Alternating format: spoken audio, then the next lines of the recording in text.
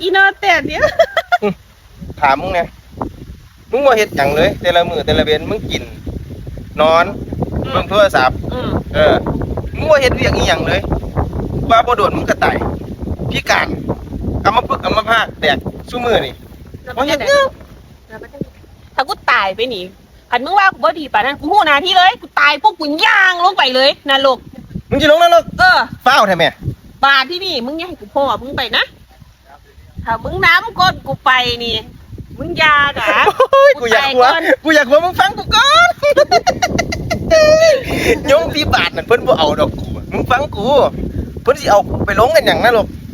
สู้มือนี่กูก็ซ้ำตกนรกแล้วโยมพี่บาทเพิ่นบ่เอากูดอกพูดเพิ่นว่านายทัพมงคลนะถ้าตายลงขึ้นสวรรค์เลยในชีวิตนี้ลำบากมาทั้งชีวิตเหมือนกับตกนรกแล้วอยู่กับอีนอแตดนี่เพิ่นว่าจังซี่ล่ะโยมพี่บาท